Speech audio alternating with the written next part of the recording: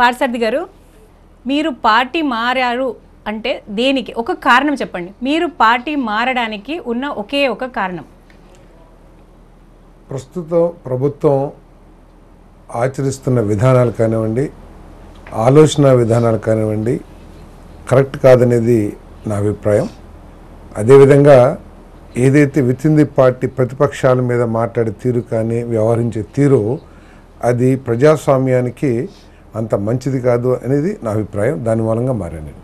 కానీ first time మిమ్మల్ని interview చేసినప్పుడు నాకు మంత్రి పదవి ఇవ్వలేదు, నేను అసంతృప్తిగా ఉన్నాను, అందుకే మారాను అని కూడా చెప్పారు. నేను ఇప్పుడు మంత్రి పదవి ఇవ్వలేదు మారానని చెప్పేసి ఎప్పుడు చెప్పలేదు నేను. మీడియా ముందు తప్పకుండా లేదు, మీడియా ముందు ఎప్పుడు చెప్పలేదు. సరే, మంత్రి పదవి అక్కడ విధానాల మూలంగా 100% మంత్రి పదవి ఇవ్వలేదని నాకు ఎఫిషియన్సీ కానీ, నాకు క్వాలిఫికేషన్ కానీ ఉన్నప్పుడు, నా క్వాలిఫికేషన్కి తగ్గట్టు నాకు ఇవ్వనప్పుడు అసంతృప్తి ఎవరైనా ఫీల్ అవుతారు. మీరు పార్టీ విధానాలు కానీ లేక ప్రభుత్వ విధానాలు కానీ నచ్చట్లేదు అంటున్నారు, కానీ మీరు ఇన్ని సంవత్సరాలుగా అదే పార్టీలో ఉన్నారు కదా. చెప్తానే ఉన్నాను, నాకు అవకాశం వచ్చినప్పుడల్లా ముఖ్యమంత్రి గారికి చెప్తూ ఉన్నాను, సహచరులకి చెప్తూ ఉన్నాను. నేను ఇది కరెక్ట్ పద్ధతి కాదు, ఇది లాంగ్ రన్లో మంచి రిజల్ట్స్ని ఇవ్వు అని చెప్పేసి చెప్తూనే ఉన్నాను.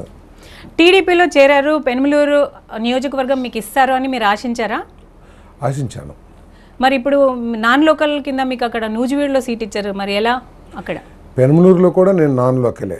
నేను నా నేటివ్ పామర్ నియోజకవర్గానికి వస్తుంది. నాన్ లోకల్ అయినా కూడా 3 సార్లు నన్ను అదే నియోజకవర్గం నుంచి గెలిపించారంటే నాన్ లోకల్ అనేది సమస్య కాదు, ప్రజలు అర్థం చేసుకుంటారు. ప్రభుత్వ విధానాలు బాలేవు, నచ్చలేదు, అందుకే పార్టీ మారాను అంటున్నారు. 1-2 చెప్పండి విధానాలు ఏంటో. ఈ నవరత్నాలు పథకాలు, డబ్బులు ట్రాన్స్ఫర్ చేస్తం మీద ఉన్న ఇంట్రెస్ట్ ఇతర విధానాలు ముఖ్యమంత్రి గారు ప్రకటించినవే, వాటి అమలులో ప్రభుత్వం ఏమాత్రం ప్రాధాన్యత ఇవ్వకోకుండా మనం చెప్పేసాం అది అయిపోతుందిలే అనే ఉద్దేశంతో ఉంటే అవి ప్రాపర్ రిజల్ట్స్ ఇవ్వని చెప్పేసి నేను భావిస్తూ ఉన్నాను. తర్వాత ఏదైతే మాట తీరు మంత్రులు కానీ, లేకపోతే ఎమ్మెల్యేలు కానీ, లేకపోతే కార్యకర్తలు కానీ ఏదైతే భాషా ప్రయోగం లేకపోతే వ్యవహరించే తీరు, ప్రభుత్వం కూడా వ్యవహరించే తీరు, ప్రతిపక్షాల పట్ల వ్యవహరించే తీరు, అది ఈరోజు అధికారం ఉంది కాబట్టి బాగుందేమో, కానీ అవన్నీ విద్వేషపూరితమైన వాతావరణాన్ని రాష్ట్రంలో రెచ్చగొట్టి ఏదో ఒక రోజున బరస్ట్ అయ్యి తద్వారా కొన్ని వర్గాలు నష్టపోతాయి. విధానాలు నచ్చక పార్టీ మారే అన్నారు. పెనమలూరు సీటు ఎందుకు అడిగారు?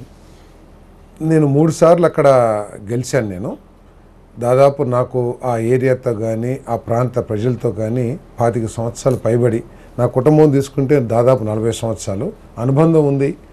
నాకు మొత్తం నియోజకవర్గం పట్ల పూర్తి అవగాహన, అక్కడ సమస్యల పట్ల పూర్తి అవగాహన ఉంది కాబట్టి అక్కడి నుంచే పోటీ చేయాలని అనుకున్నాను. విధానాలు నచ్చినప్పుడు మళ్ళీ ఎలా పోటీ చేస్తారు? అదే పార్టీ గుర్తు మీద? ఆ పార్టీ మీద అడగలేదు నేను.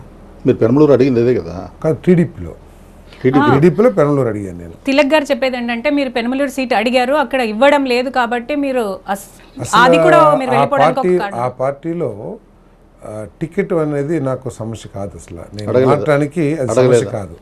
వాళ్ళు గన్నవరం అని చెప్పేసి, నేను అడగలేదు, గన్నవరం అని చెప్పేసి వాళ్ళే మార్చారు. నేను అనేది ఏంటంటే ఒక శాసనసభ్యుడిని మార్చడం, ఒక ఉద్యోగస్తుడిని 3 సంవత్సరాల తర్వాత మార్చినది ఈజీగా మార్చడం కరెక్ట్ కాదనేది నా అభిప్రాయం. వాళ్ళే అంటే పార్టీలోనే సారథిని గన్నవరం మార్చాలి అది అని చెప్పేసి అనుకున్నారు.